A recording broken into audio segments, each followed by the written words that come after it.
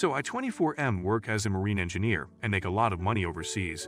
Out of curiosity, my girlfriend 24F asked me what kind of stuff I usually take with myself aboard the ship. So I listed out the stuff like a bunch of men's hygiene stuff, some of my favorite snacks, a bunch of socks, some waterproof winter gear, stomach medicine, etc. She went ahead and bought a bunch of that stuff for me yesterday and had it delivered to my place along with a note. I was honestly quite taken aback. It had quite a few expensive items, like a razor of high quality, some expensive shampoo, expensive winter gear and stuff, etc. Normally, I would have just appreciated the gesture and thought of something I would gift her in a while or so, but since I was leaving in a week, I was out of ideas and I couldn't have matched the amount she spent on me in such a short while. Meaningfully, so I took her out to dinner, thanked her for all that. I actually needed to buy quite a bit of that stuff, and then proceeded to wire her the bill amount the next day. Her reaction wasn't great. She was disappointed and said that it was a gift which shouldn't be paid back and stuff like that. I felt quite bad, but absolutely refused her from paying any of that money back. Normally, I wouldn't have paid this, but it was quite an amount, and I make a lot more money than her, so I felt awkward and was out of ideas. We're over it now though, but she's asked me to never do something like this again, and I've reluctantly agreed. I also kind of wanted to bring up the cost she put into the gift, but I didn't want to hurt her feelings at all. I'm not going to be able to talk to her for a month now, and I'm feeling bad that I fucked up this badly. I have the next 4 days before we don't see each other for 3 months. So well, AITA for paying her back money for an expensive gift, which I needed? Nah, I know you meant no harm, but would you write out a check for a birthday cake for your Christmas presents? She wanted to do something nice, and you turned her gift into a transaction which sort of cheapens the gesture. The dinner was a nice gesture, not the check writing ITA, but in an oblivious way. You turned her thoughtful gift into a chore you paid her to do. Story Hub. So just for some context, me, 27F, and my partner, 27 meters, have an 18-month-old daughter. We live in a top-floor flat in the south of England and have lived here for 3.5 years. Our previous neighbors below me moved about 5-6 months ago, and we now have new neighbors. They're a couple in their early mid-20s. I'd say for the purpose of the story, I'll call them John and Jane. We had seen them a few times in passing on the stairwell, and they seemed nice enough. A month or so ago, Jane knocked on the door and asked if it's possible that we could keep the noise to a minimum, as she works from home and can hear sounds in her living room and is trying to work. I told her I would do my best to accommodate her. However, I have a toddler that doesn't understand how to be quiet really, and so that may not always be possible. She seemed okay with that answer and went back downstairs. I have begun to place thick blankets on the floor in the living room and her bedroom to hopefully mitigate the sounds, and until recently, I thought it was fine. Well, recently my daughter has been sick with a chest infection, and it's been a rough time while she gets better. Last week, John came up and knocked on the door and began to complain about the noise again. I informed him that I've been trying my best to keep the noise down while she's playing, but there is only so much I can do. He then proceeds to tell me that that's not the issue, but my daughter crying is. I told him that I'm really sorry, but she's been unwell, and I can't stop her from crying when she's not feeling well. I explained that it's not something I can control, and I'm doing what I can because she's just not sleeping. He wasn't happy with the answer I gave him and started off on a tirade of really horrible things, calling me all the names under the sun and saying that I must be a shitty parent if I can't comfort her enough for her to stop crying. I lost it and told him that I refuse to be spoken to that way, and that I have been more than accommodating to him and Jane when it comes to my daughter playing, and that I'm sorry that I cannot control when my daughter cries.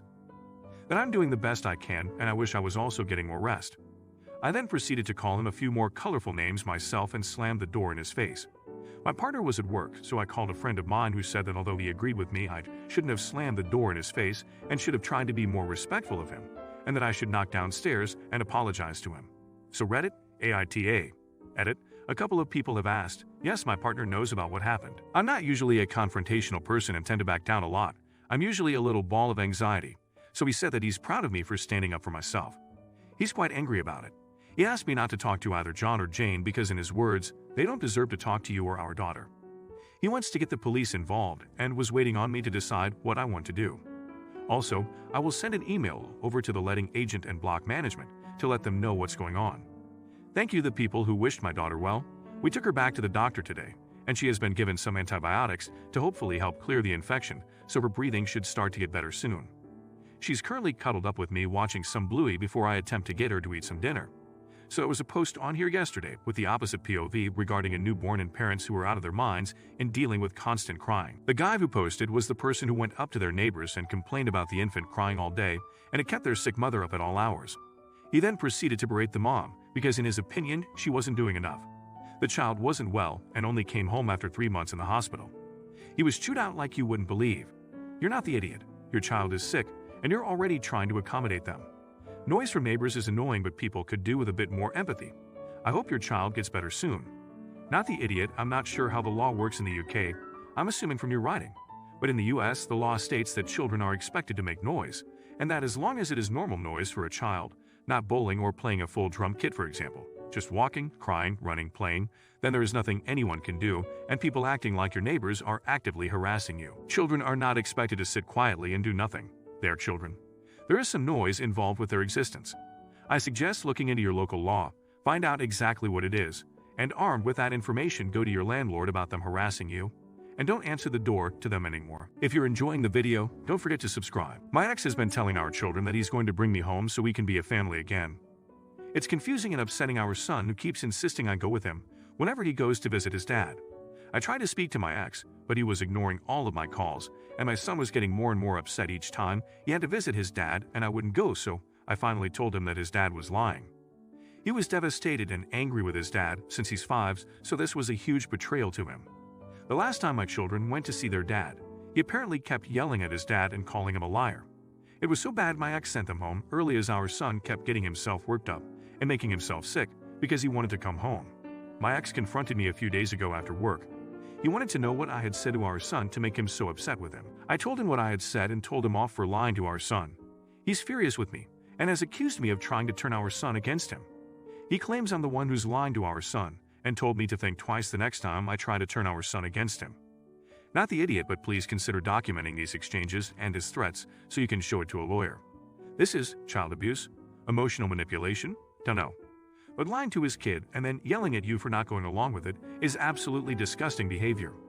Oh sure, he says it's because you're turning his son against him, but in real-world language he's doing that to himself by lying.